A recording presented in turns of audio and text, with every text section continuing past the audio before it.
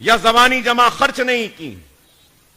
اور آج بھی میں کہہ رہا ہوں, کھڑے رہ کر یہ وہ بول دینا بڑا آسان ہے, لیکن میں بعض کمبختوں کا نام بھی نہیں لے رہا ہوں, نہیں لینا چاہتا ہوں, ان کو اہمیت بھی دینا نہیں چاہتا.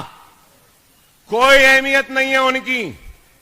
میری زبان سے ان کا نام لے کر میں ان کو اہمیت دے کر مقابلے میں اتارنا نہیں چاہتا. حیدرآباد میں ان کا وجود تھا ہی نہیں, انشاءاللہ ان کا وجود مجلس اور ہم مٹا دیں گے. میرا اشارہ کس کے طرف ہے سمجھ گئے نا؟ میاں بھائی ذرا ہوشیار ہوتا ہے, صحیح ہے نا؟ سمجھے نا؟ ہاں, میں نہیں کروں گا ذکر چائے والوں کا,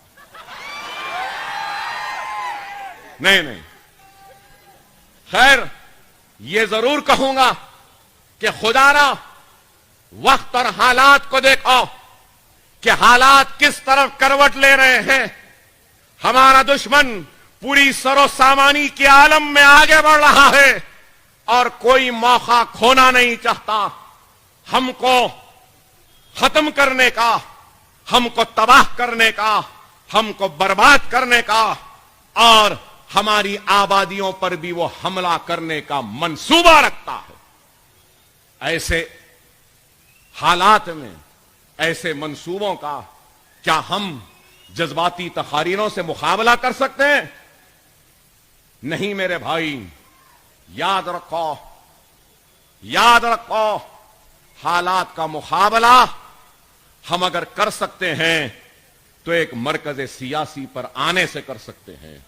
حالات کا مقابلہ ہم اتحاد سے کر سکتے ہیں. حالات کا مقابلہ ہم انفرادیت سے نہیں کر سکتے, اجتماعیت سے کر سکتے ہیں. حالات کا مقابلہ ہم جماعت کے پرچم تلے آ کر سکتے ہیں. اور اگر ایسے حالات آئیں گے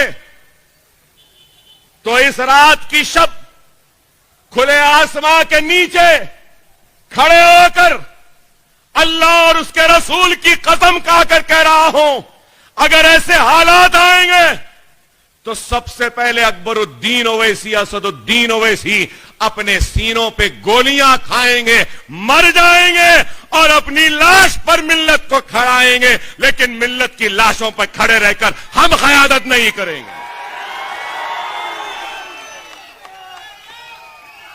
میں مرنے تیار ہوں, میں گولی کھانے تیار ہوں آپ کے لیے, میں ہتکڑیاں پہننے تیار ہوں آپ کے لیے, پیروں میں بیڑیاں پہنے تیار ہوں, جیل میں جانے تیار ہوں آپ کے لیے, مگر میری آپ سے صرف ایک ہی درخواست ہے. میری ہمت آپ ہے, میری طاقت آپ کا اتحاد ہے, میرا جنون آپ کی دعائیں ہیں. آپ کا اتحاد ہوگا, آپ کی دعائیں ہوگی اور آپ کے مرکز سیاسی میں وابستگی ہوگی, اور آپ اگر میرا ساتھ دیں گے تو خدا کی قسم ہم دنیا سے نہیں ڈریں گے, دنیا ہم سے ڈرے گی. کہ یہ کیسا جنونی ہے, ڈرتا نہیں. سمجھو, مگر میری باتوں کو سمجھو. حالات نازک ہیں, حالات نازک ہیں, نہیں معلوم کہ کب کیا ہو جائے. خدا را اپنی جماعت سے وابستہ ہو جاؤ. کوئی نہیں ہے ہمارے لیے لڑنے والا, کوئی نہیں ہے ہمارے حق پہ آواز اٹھانے والا. اکبر الدین اویسی فرقہ پرست نہیں ہے, اکبر الدین اویسی انصاف پرست ہے, اور اکبر الدین اویسی انصاف مانگ رہا ہے تو ان کے لیے جو ہندوستان میں سب سے پیچھے ہے. اکبر الدین اویسی انصاف مانگ رہا ہے تو ان کے لیے جو سرکاری نوکریوں میں جن کا تناسب کم ہے. اکبر الدین اویسی انصاف مانگ رہا ہے تو ان کے لیے جن کی بستیوں میں اسکول نہیں ہے. اکبر الدین اویسی انصاف مانگ رہا ہے تو ان کے لیے جو ایس سی ایس ٹی سے بھی پیچھے ہیں. اکبر الدین اویسی انصاف مانگ رہا ہے تو میرے بستیوں میں خوشحالی کے لیے اکبر الدین اویسی انصاف مانگ رہا ہے تو میری ماں اور بہن کے لیے اکبر الدین اویسی انصاف مانگ رہا ہے ان بچوں کے لیے جن کو پڑھنے کے لیے اسکول تک مہیا نہیں ان کے بستیوں میں. کیا سچر کمیٹی نے نہیں کہا کہ مسلمانوں کے بستیوں میں اسکول نہیں؟ بحیثیت عوامی نمائندہ میری ذمہ داری ہے.